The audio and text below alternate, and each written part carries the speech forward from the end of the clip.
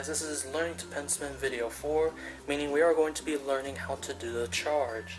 The charge is yet again another fundamental in pen spinning, so let's get right to it. So the charge is identical to the sonic, whereas when you execute a sonic, you have it between finger slots 2, 3, and you use the thumb flap to go ahead and swing it around and end like that. But the charge, instead of moving the pen from one finger slot to another finger slot, the pen actually stays in the same finger slot it was once initiated in. And so the sonic would look like that, but the charge instead looks like this. So the pen just swivels around 2 fingers, and the pen tips go in a circular motion, and not in a seesaw motion that most people might do when they're trying to learn this trick. And so this the charge could actually be done in any finger slot, but we're going to be learning it in finger slots 2, 3. That is the middle finger here and the ring finger, because that's the easiest that most people learn. But yes, you can do it in any finger slot. This is 1, 2. I can't really do 3, 4 that well, and then I also can't really do T1 that well. Of course, T1 you have to do it palm down.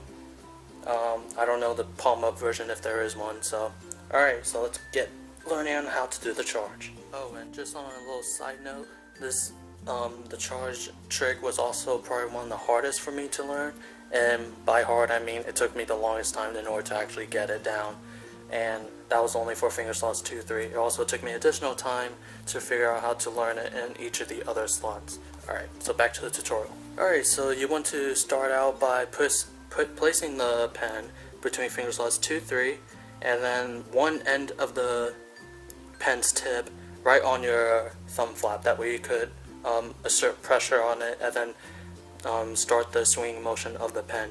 When you start learning pen spin even better, however, you're going to want to start learning how to not use your thumb flap when you're executing these tricks, because you can't stop in the middle of a combo, just like I said before, in order to set up another trick.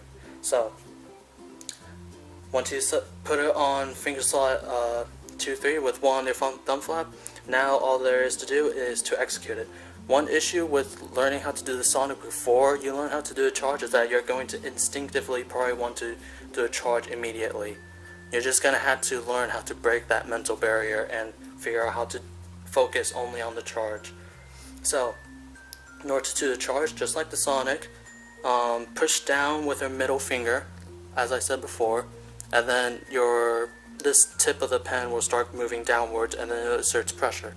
Once you release that pressure, if you hold on to the pen, it will start swinging upwards just like this, and then this is where your mental barrier would come in, to where you might want to instinctively do a sonic.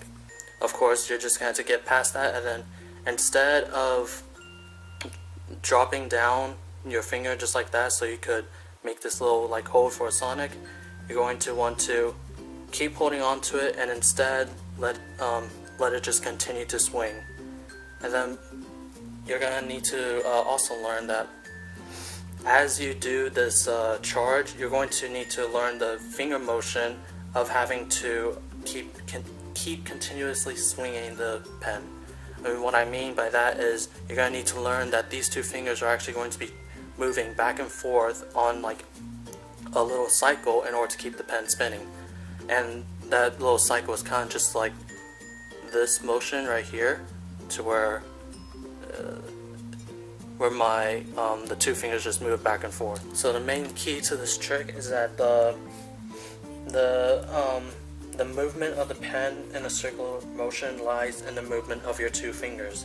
If done correctly, it will move in a circle.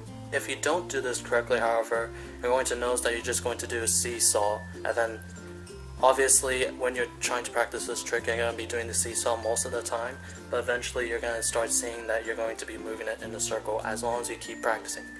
So going step by step, just starting from here at the very beginning, you push the pen down with your middle finger.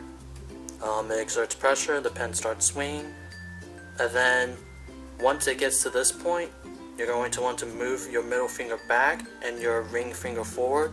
That allows the pen to kind of move continue like the next circle of it, and then you're going to want to repeat the process of moving the fingers back. So what it is that the fingers move in a kind of like a wave, and if your hand can do this, then it may be easier to do the charge. So if you can do this with your fingers quite easily, that will help you learn the charge a lot quicker. So that's about it. That's about all there is to the charge. You're just going to have to keep practicing. Remember, just learn that you're going to need to keep doing the back and forth motion between the two fingers in order to keep the pen continuously moving. Once you can do the continuous movement, you pretty much learn the charge. But you don't want to just learn it to where, oh, I did one single circle, I know how to do the charge. It's not really learning the charge. You really want to be able to continuously move the pen in order to do this trick. So that's about all there is to it. So just keep practicing, and with enough patience, you'll be able to eventually get it.